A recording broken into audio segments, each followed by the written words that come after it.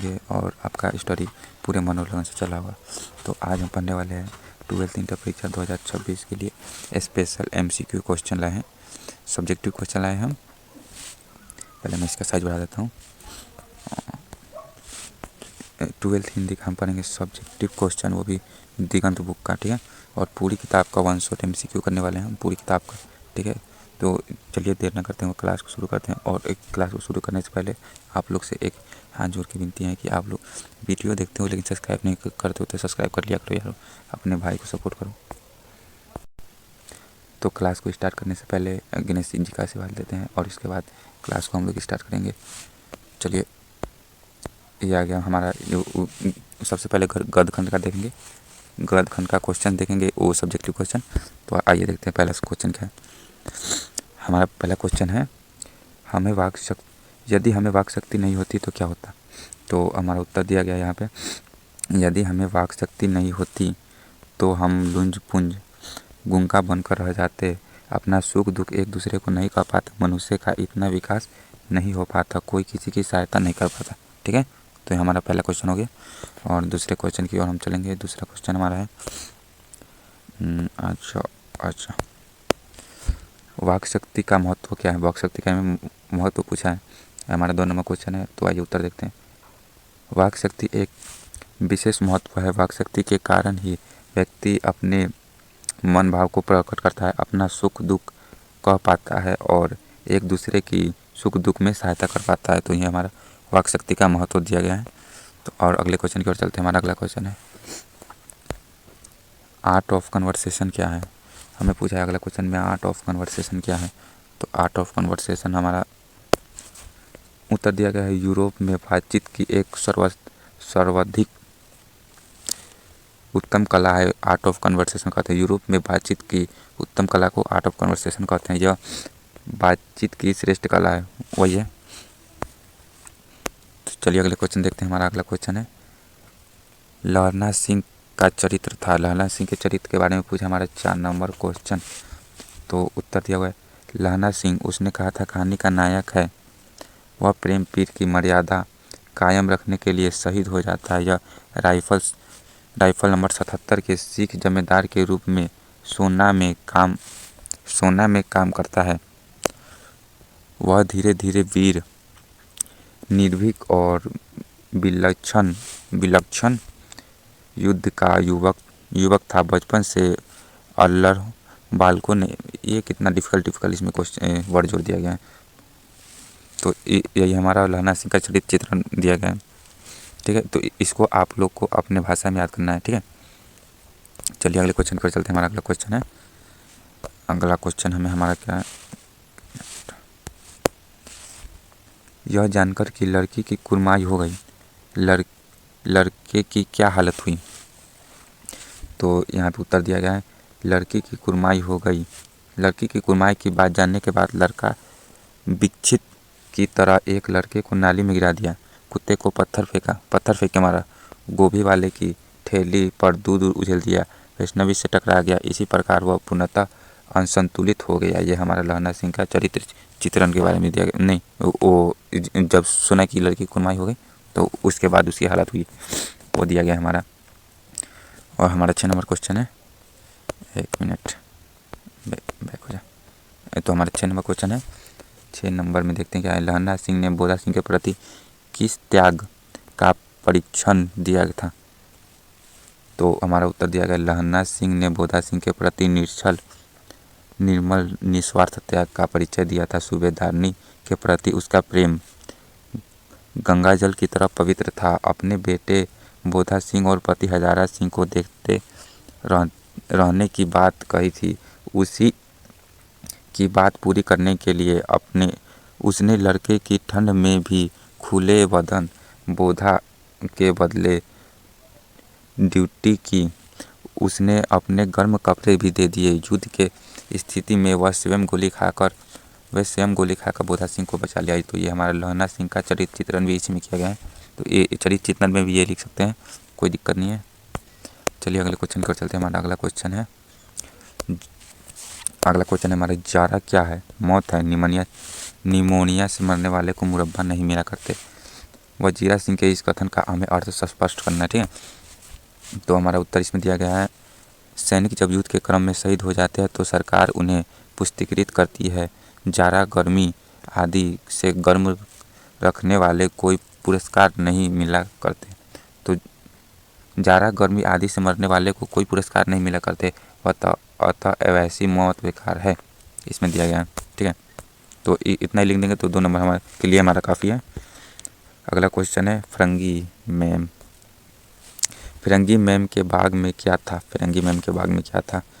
तो इसमें देखिए, फिरंगी मैम के बाग में हरी हरी मखमली घास थी, उसने सुंदर फूल भी थे। फिरंगी मैम के बाग में हरी हरी मखमली घास थी और उसमें सुंदर फूल भी थे। हमारा 9 नंबर क्वेश्चन की ओर देखते हैं। हमारा 9 नंबर क्वेश्चन दिया गया है, 9 नंबर 9 नंबर हमारा क्वेश्चन दिया हुआ है, जयप्रकाश नारायण कौन थे? जयप्रकाश, तो हमारा उत्तर दिया गया है, जयप्रकाश नारायण महान स्वतंत्रता सेनानी के साथ स्वतंत्रता प्राप्ति के बाद भारत में संपूर्ण क्रांति के अग्रदूत थे। पूरे देश में उन्होंने क्रांति फैला दी। पूरे देश में उन्होंने जयप्रकाश नारायण ने क्रांति फैला दी, ठीक है। अगले क्वेश्चन को चलते हैं। अगला क्वेश्चन हमारा 10 नंबर दिया गया क्वेश्चन हमारा, तो भ्रष्टाचार की जड़ क्या है? भ्रष्टाचार की जड़ इसमें पूछा है, तो उत्तर देखते हैं। उत्तर हमारा हो जाएगा, भ्रष्टाचार की जड़ सरकार की दी गई गलत नीतियां है। इसके कारण देश में समाज में अनाचार दुराचार फैल रहा है। जनता अन्याय के लिए नीचे दबी पड़ी है, ठीक है। हमारा 11 नंबर क्वेश्चन देखते हैं। 11 नंबर हमारा क्वेश्चन है, दलविहीन लोकतंत्र क्या है? हमारा 11 नंबर में पूछा है, दलविहीन लोकतंत्र क्या है? तो दलविहीन लोकतंत्र, उत्तर देखते हैं। हमारा उत्तर है, साम्यवाद का संबंध मार्क्सवाद या लेनिनवाद से है। दलविहीन लोकतंत्र का मार्क्सवाद से गहरा संबंध है। मार्क्सवाद के अनुसार समाज जैसे जैसे साम्यवाद की ओर बढ़ता जाएगा वैसे वैसे राज्य इसको इंग्लिश में लिखा है स्टेट का क्षय होता जाएगा और अंत में स्टेटलेस सोसाइटी की स्थापना होगी। वह समाज का निश्चय लोकतंत्र होगा, ठीक है। तो अगले क्वेश्चन की ओर चलते हैं। हमारा अगला क्वेश्चन है, तो हमारा 12 नंबर क्वेश्चन है, बापू और नेहरू की किन विशेषताओं का वर्णन बेपी ने अपने भाषण में किया है? यानी बेपी का मतलब क्या होगा था? अच्छा छोड़ो उसको, जेपी है। यहाँ पे गलती लिखा गया, यहाँ पे जेपी हो जाएगा। 1 मिनट, तो कहाँ से आ गया? यहाँ पे मैं लिख देता हूँ, जेपी हमारा यहाँ पे हो जाएगा, यहाँ पे बेपी लिखा गया है, सॉरी। तो चलिए इसका उत्तर देते हैं। जेपी ने जब बापू की बातें का विरोध करते थे तो बापू को बुरा नहीं लगता था, मानते थे कि प्रेम से समझते हैं। नेहरू का भी यही स्वभाव था, वे बड़े भाई की तरह प्रेम देते थे बापू को, ठीक है। तो यही है इसका छोटा सा। चलिए अगले क्वेश्चन की ओर चलते हैं। हमारा अगला क्वेश्चन है हमारा 13 नंबर क्वेश्चन हो जाएगा हमारा।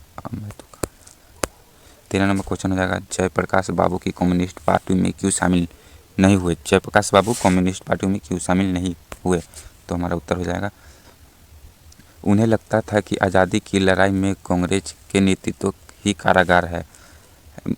बुजुर्ग क्लास भी यदि स्वतंत्रता के लिए संघर्ष करते हैं तो उनका साथ देना चाहिए। इस आधार पर जेपी के कम्युनिस्ट पार्टी में शामिल ना हुए, ठीक है। तो जयप्रकाश नारायण इसी कारण जयप्रकाश बाबू इसी कारण कम्युनिस्ट पार्टी में शामिल नहीं हुए, ठीक है। चलिए अगला क्वेश्चन देखते हैं। चुनाव सुधार संबंध में जयप्रकाश नारायण के क्या विचार हैं? चुनाव सुधार संबंध में जयप्रकाश नारायण का क्या विचार है? तो उत्तर में हमारा उत्तर हो जाएगा, वे दलविहीन लोकतंत्र के साथ ग्राम सभा के द्वारा चुनाव कराने के हिमायती थे। इस सरकार का खर्च भी बचेगा, निश्चय चुनाव भी हो जाएगा, ठीक है। तो वे जयप्रकाश नारायण सरकार का खर्च बचाने के लिए चुनाव सुधार संबंध में विचार दिए। ठीक है, हमारा अगला क्वेश्चन हो जाएगा डेमोक्रेसी का दुश्मन। डेमोक्रेसी का दुश्मन जयप्रकाश बाबू किसे मानते थे? तो डेमोक्रेसी का दुश्मन जयप्रकाश बाबू अत्याचार के विरुद्ध शांतिपूर्ण आंदोलन करते थे। अत्याचार के विरुद्ध शांतिपूर्ण आंदोलन करने वाले के विरुद्ध अत्याचार कराने वाले डेमोक्रेसी के दुश्मन मानते थे, अर्थात संपूर्ण शांतिपूर्ण प्रदर्शन यंत्र डेमोक्रेसी के दुश्मन है। तो इसका जो मेन हो जाएगा ये लाइन, शांतिपूर्ण प्रदर्शन यंत्र डेमोक्रेसी का दुश्मन मानते थे जयप्रकाश नारायण। ठीक है, हमारा 16 नंबर क्वेश्चन हो जाएगा। 16 नंबर हमारा क्वेश्चन है जयप्रकाश नारायण की पत्नी और ससुर का नाम क्या था? तो यहाँ इसमें पूछा है जयप्रकाश नारायण की पत्नी और पत्नी के उसके पिता का नाम क्या था। ठीक है, यानी जयप्रकाश नारायण की ससुर का नाम। ठीक है, तो इसमें हमारा हो जाएगा जयप्रकाश नारायण की पत्नी का नाम था प्रभावती देवी था पत्नी का नाम, और उसके ससुर का नाम ब्रजकिशोर प्रसाद था। ठीक है, जयप्रकाश नारायण की पत्नी का नाम प्रभावती देवी और ससुर का नाम ब्रजकिशोर प्रसाद। पुरुषों में नारी का गुण होना चाहिए। तो 17 नंबर हमारा क्वेश्चन दिया गया है, ये भी संपूर्ण क्रांति का क्वेश्चन है। पुरुषों में नारी का गुण होना चाहिए, तो उसका उत्तर दिया गया है पुरुष में नारी का अपने घर पर, ये वाला नहीं है, ये वाला नहीं आ रहा इसको, 1 मिनट में इसको हटा देता हूँ। 1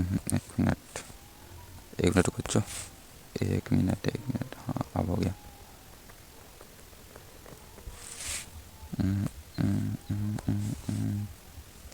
एक मिनट हो गया। तो पुरुष में नारी का अपने पर वह ही अधिक संवेदनशील एवं दयावान बन जाते हैं, उसकी आक्रामकता कम जाती है, इसलिए पुरुष के नारी के गुण आना चाहिए। इसलिए पुरुष के अंदर नारी का गुण आना चाहिए। ठीक है, तो अगले क्वेश्चन की ओर चलते हैं। हमारा अगला क्वेश्चन है नारी की पराधीनता कब से शुरू हुई? हमारा 18 नंबर क्वेश्चन है नारी की पराधीनता कब से शुरू हुई? तो इसमें पूछा कि नारी की पराधीनता कब से शुरू हुई, तो देखते हैं इसका उत्तर है। हमारा उत्तर हो जाएगा कृषि स्थापना। इसमें हम सिंपल बता दे रहे हैं आपको, जब से कृषि की स्थापना, सभ्यता के विकास के साथ नारी की पराधीनता शुरू हुई। कृषि के सभ्यता के विकास जब से हुआ तब नारी की पराधीनता शुरू हुई। पुरुष खेत खलिहान संभालने लगे और नारी घर में फंसी रह गई। पुरुष खेत खलिहान संभालने लगे और नारी घर में फंसी रह गई। घर के समिति क्षेत्र में उलझने के कारण नारी की पराधीनता हो गई। ठीक है, तो हमारा अगला क्वेश्चन हो जाएगा अर्धनारीश्वर। यह आ गया हमारा अर्धनारीश्वर पाठ आ गया, और इसमें देखते क्या अर्धनारीश्वर की कल्पना क्यों की गई है। ठीक है, ये क्वेश्चन 19 नंबर हमारा क्वेश्चन दिया गया, अर्धनारीश्वर की कल्पना क्यों की गई है? तो समाज के विकास में स्त्री और पुरुष के समान योगदान को दिखाने के लिए अर्धनारीश्वर की कल्पना की गई है। देवों के देव महादेव और स्त्री और पुरुष दोनों, पुरुष के समान ही स्त्री को भी समान मिलना चाहिए। स्त्री पुरुष पूर्ण रूप से समान है। ठीक है, स्त्री और पुरुष पूर्ण रूप से समान है, यह इसमें बताया गया है। तो हमारा 20 नंबर क्वेश्चन हो जाएगा। 20 नंबर हमारा क्वेश्चन है, देखते हैं क्या प्रवृत्ति मार्ग एवं निवृत्ति मार्ग क्या है? प्रवृत्ति मार्ग और निवृत्ति मार्ग क्या है? तो उत्तर दिया गया प्रवृत्ति मार्ग और निवृत्ति मार्ग बौद्ध धर्म से संबंध है। प्रवृत्ति मार्ग में भोग, विलास, आनंद आदि की पराधीनता की गई है, जबकि निवृत्ति मार्ग में इसको पहले हटा दे, साधना, तपस्या, ब्रह्मचारी आदि की निवृत्ति नारी को जीवन का विकास का बाधक माना जाता है, जबकि प्रवृत्ति मार्ग में नारी के देह और सुंदरता को बड़ा स्थान दिया गया है। ठीक है, तो चलिए अगले क्वेश्चन की ओर चलते हैं। हमारा अगला क्वेश्चन हो जाएगा 21 नंबर क्वेश्चन हो जाएगा हमारा 21 नंबर में दिया गया है, जिसे भी पुरुष अपना कार्यक्षेत्र मानता है वह नारी का भी कार्यक्षेत्र है कैसे? जिसे भी पुरुष अपना कार्यक्षेत्र मानता है वह नारी का भी कार्यक्षेत्र है कैसे? समाज, तो हमारा उत्तर दिया गया है, उत्तर हमारा हो जाएगा समाज और, एक मिनट पहले इसको थोड़ा सा छोटा कर देता हूं। समाज और सृष्टि के विकास में नर और नारी दोनों एक समान रूप से भागीदार हैं। पुरुष का जो कर्म क्षेत्र है वह नारी का भी है, अतः उदार भाव से नारियों को लेकर आगे बढ़ना चाहिए। इन्हें कमज़ोर मानना अहितकार है, इन्हें कमज़ोर मानना अहितकार है। ठीक है, तो चलिए अगले क्वेश्चन पर चलते हैं। हमारा अगला क्वेश्चन है, क्वेश्चन तो बहुत लाया हूँ इस बार, देखते हैं आज कितना हो पाता है। बुद्ध, हमारा 22 नंबर क्वेश्चन है, बुद्ध ने आनंद से क्या कहा? बुद्ध ने आनंद से क्या कहा? महात्मा बुद्ध ने अपने प्रिय शिष्य आनंद को भिक्षुनियों के प्रवेश के कारण 5000 वर्षों तक चलेगा। बुद्ध ने अपने शिष्य आनंद से कहा कि भिक्षुनियों के कारण प्रवेश के कारण 5000 वर्षों तक चलेगा ये बौद्ध धर्म। ठीक है, चलिए अगले क्वेश्चन की ओर चलते हैं। हमारा कुंती और गांधारी, ये हमारा 23 नंबर क्वेश्चन हो जाएगा। कुंती और गांधारी के एक मिनट कुंती और गांधारी के संधि वार्ता से महाभारत का रुक सकता था।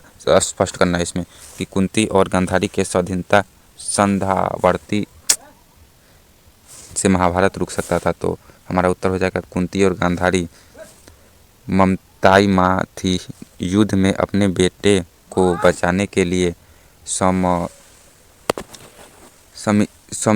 समझती, यहाँ पे समझती हो जाएगा, यहाँ पे इसको मैं हटा देता हूँ, एक मिनट।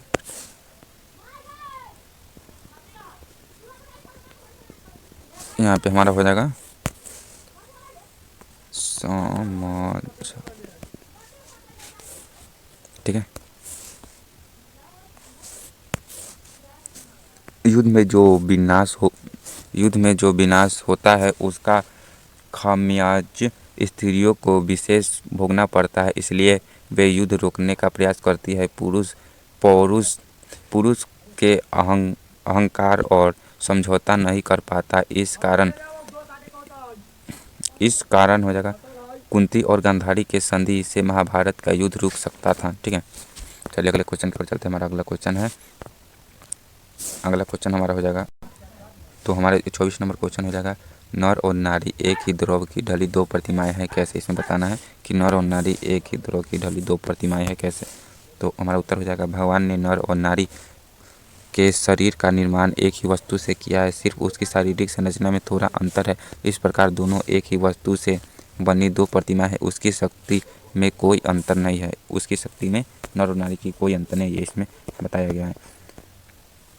तो इसमें बताना, तो 25 नंबर हमारा क्वेश्चन हो जाएगा। 25 नंबर, मालती के घर का वातावरण कैसा था? इसमें बताना है कि मालती के घर का वातावरण कैसा था। हमारा उत्तर हो जाएगा, मालती के घर का वातावरण पूर्णतः सदैव शून्य था। वह सभी यंत्र वक्त जीवन व्यतीत कर रहे थे। वे सभी यंत्र वक्त जीवन व्यतीत कर रहे थे। पारिवारिक जीवन में सरसता का अभाव था। इसमें मालती के वातावरण का बताया गया है कि मालती के घर में वातावरण पूर्णतः सदैव शून्य था। वे सभी यंत्र वत जीवन के व्यतीत कर रहे थे। ठीक है, अगला क्वेश्चन देखते हैं हमारा। तो आइए, हमारा अगला क्वेश्चन है 26 नंबर क्वेश्चन हो जाएगा, रोज कहानी में मालती को देखकर लेखक ने क्या सोचा? तो रोज कहानी में मालती को देखकर लेखक ने क्या सोचा, इसमें ये बताना। मालती को देखकर लेखक ने बचपन की चंचल भोली वाली मालती, लेखक ने सोचा कि बचपन की चंचल भोली वाली मालती अब पूर्णतः बदल गई है। उसका जीवन पूर्णतः यंत्रवत नीरस हो गया है। पति डॉक्टर है जो सुबह से शाम तक रोगियों से घिरा रहता है। एक बच्चा है जो या तो सोता है या तो रोता है। इसी प्रकार मालती के जीवन में उत्साह, उमंग, प्रेम, संवेदना जैसे कोयल स्वभाव समाप्त हो गए हैं। तो ये मालती के जीवन का, जब लेखक देखता है कि मालती इतनी बदल गई है तो वो अपने मन में ये सोचता है। ठीक है, तो चलते हैं अगले क्वेश्चन की ओर। अगला क्वेश्चन हमारा हो जाएगा, गैंग्रीन क्या है? पहाड़ी क्षेत्र में, तो हमारा इसका उत्तर हो जाएगा, पहाड़ी क्षेत्र में कांटे के चुभने से होने वाला यह घातक बीमारी गैंग्रीन है। तो गैंग्रीन पहाड़ी क्षेत्र में कांटे से चुभने से होता है ये बीमारी। इससे हाथ पाँव कटने की नौबत आ जाती है। गैंग्रीन होने से हाथ पाँव कटने की नौबत आ जाती है। चलिए अगले क्वेश्चन की ओर चलते हैं। अगला क्वेश्चन हमारा है मालती के पति का, हमारा 28 नंबर क्वेश्चन हो जाएगा। 28 नंबर, मालती के पति का परिचय दे। मालती के पति का इसमें परिचय देना है। तो उत्तर हो जाएगा हमारा, मालती के पति महेश्वर हैं। वह दुर्गम पहाड़ी क्षेत्र में सरकारी डॉक्टर है। मालती के पति जो है ना, वो सरकारी डॉक्टर दुर्गम क्षेत्र में है। सुबह से शाम तक रोगियों से घिरे रहते हैं। चीख चिल्लाहट सुनते सुनते वह सदैव शून्य हो गए हैं। वह नीरस, सूना, उदास, यशवंत जीवन जीने का अभ्यास तो हो चुका है। उन्हें ऐसे जीवन जीने का अभ्यास हो गया है। उसी दर्द से उसकी पत्नी मालती का जीवन भी बदल गया है। जो एक समय में चंचल थी वो पूर्णतः बदल गई है। इसमें मालती का चरित्र हटाओ इसको। चलो चलते हैं अगले क्वेश्चन की ओर। हमारा अगला क्वेश्चन हो जाएगा 29 नंबर। 29 नंबर क्वेश्चन है, तो हमारा 29 नंबर क्वेश्चन हो जाएगा। 29 नंबर क्वेश्चन दिया गया है, क्या केवल कष्ट सहकर ही देश की सेवा की जा सकती है। यह हमारा भगत सिंह द्वारा पाठ आती है। एक लेख और एक पत्र का क्वेश्चन है। तो भगत सिंह के अनुसार कष्ट सहकर ही देश की सेवा की जा सकती है। कष्ट या दुख मनुष्य को पूर्ण बनाता है। कष्ट और दुख मनुष्य को पूर्ण बनाता है। इससे व्यक्ति में भी आत्मविश्वास पैदा हो जाता है। तो कष्ट सहकर ये देश की सेवा की जा सकती है। ये भगत सिंह ने इस पाठ में बताया है। भगत सिंह की मृत्यु को सुंदर मानते थे। भगत सिंह कैसी मृत्यु को सुंदर मानते थे? भगत सिंह, वो क्वेश्चन। तो हमारा उत्तर हो जाएगा भगत सिंह देश सेवा के लिए दी गई कुर्बानी को वे सुंदर मानते हैं। उसे सफल यथार्थ समझते हैं। देश सेवा के लिए दी गई कुर्बानी को भगत सिंह सुंदर मानते थे, उसे सफल यथार्थ समझते हैं। तो ये नहीं भी लिखेंगे तो भी चलेगा, लेकिन इतना बस एक लाइन जरूर याद कीजिएगा इसमें। ये बहुत VVI क्वेश्चन है। अंतिम क्वेश्चन हो जाएगा हमारा। तो आज के लिए इतना ही। अब मिलेंगे 30 के। अभी तो क्वेश्चन बहुत सारा देखिए, इधर इतना सारा क्वेश्चन पड़ा है, लेकिन अब होगा अगले क्लास में होगा। तब तक ले हंसते रहिए, मुस्कुराते रहिए, और चैनल को सब्सक्राइब नहीं किया और पहली बार जुड़े हैं तो सब्सक्राइब जरूर कर लीजिएगा और बेल आइकन को ऑल पे प्रेस कर दीजिएगा। और आपको क्लास कैसा लगा ये कमेंट जरूर कीजिएगा। धन्यवाद।